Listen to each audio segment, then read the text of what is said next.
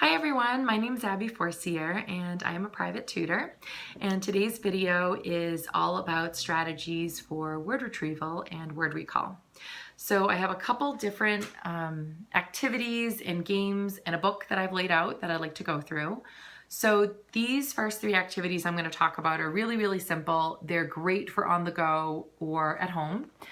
The first one is called categories. This is a great activity to help children with sorting and identifying groups. So basically you can do this two ways. You can either give your child a category, for example, fruits, and they are asked to identify 3 or 4 things in that category. Or you can give them 3 or 4 items and they have to identify the category you're thinking of. So I have tiger, lion, panther. I think that for kids who are visual, and really any kid at all, it might be helpful to have those things on cards so they can actually see them. If you're on the go, it's a little trickier to do that. So this is a great thing to do, is just have them on cards and lay them out for your child. So that's one activity. Another one would be, it's called similarities and differences. It's exactly what it sounds like. You give your child 2 words and they are asked to identify something similar about those 2 words and something different. So I've got the words car and boat. So it really could be any answer as long as it's true and makes sense. So your child could say, they both have motors, or they both move. And then for differences, there's lots of differences. One's on water, one's on the road. So you're letting your child identify what they see the similarity and differences. Another activity, the third one, is synonyms and antonyms. This is really nice. You can use the same list of words for both. So I've got happy is a word I've got here, cold, generous, and the list goes on. If you notice they're all adjectives, I would really encourage people to stick with adjectives as opposed to nouns. Those get a little trickier for kids. So your adjective list could be as long as you want it to be, and you could go through it several times looking for antonyms and synonyms, and there's a whole bunch of options for kids. I like these 3 activities because they're all very different, I think, and it allows you to maybe see where your child is struggling. So for example, your child might have an easier time doing categories, and let's see, categories, and then similarities and differences is really showing a challenge. So it lets you kind of see where your child is having the most difficulty.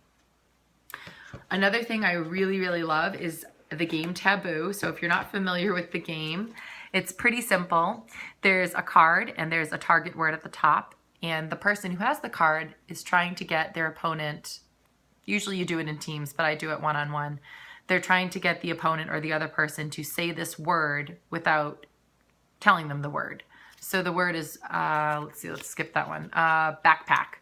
So what you would do is you are trying to give a description that gets the other person to say the word backpack without saying the word. So that is the simplified version of the game. To actually play the game how you're supposed to play it, you would avoid saying this little list of words that's underneath. That includes school, student, books, hike, and bag. That's more of a challenge. When I sit down with a student to play this first, I just stick with trying to say this word. And if you don't have the game Taboo, you could actually just pick a word and put it on a piece of paper and give it to the child to do on their own. So if they have the word boat, they're trying to get you to say this word by describing it. So if you don't have the game, you could just write words on paper. Very simple. The other game I wanted to share is one of my favorite games. It's called Last Letters. I love word games, and this is really fun. It's fast-paced, and it's really cool because it's got these great picture cards. And just so you can get the gist of the game, the idea is to name something in the picture, and the next person, or actually anyone else, has to beat you to identifying a word in their picture cards that starts with the last letter of the word you just said.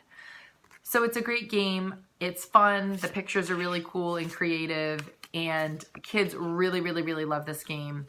It's called Last Letter. You can get it at a kid's store. I bet you could get it online. It's great for getting kids to think of different words that start with the same letter or different letters, identifying sounds and the difference between letters and sounds, and just being really creative. The last thing I want to share is this really wonderful illustrated thesaurus I just picked up. It's an Usborne book, and the illustrated thesaurus is really fabulous because it categorizes the words. So let's see, we've got on this page, it's got bird sounds. So it's all words to describe bird sounds. Another page does jungle words. So they're all words that would describe things in the jungle. So it has all those categorized words instead of just having them alphabetically. And of course, at the end, it does have an alphabetical reference for you to use. I really, really love this book. I think every kid should have a thesaurus, and this makes it really, really kid-friendly and visual. A thesaurus is just really fantastic. It helps with writing. It opens up their vocabulary. It helps them to use more precise language and speak eloquently and identify exactly what they want to say. So I think a thesaurus is a great tool, especially for kids who have word recall issues. It puts it right in front of them. It gives them the tool so they're not sitting there struggling to try and come up with a word and figure out what they want to say all at the same time. So I hope that was really helpful and informational, and I hope that you're able to implement some of these tools with your child. So thanks so much for watching.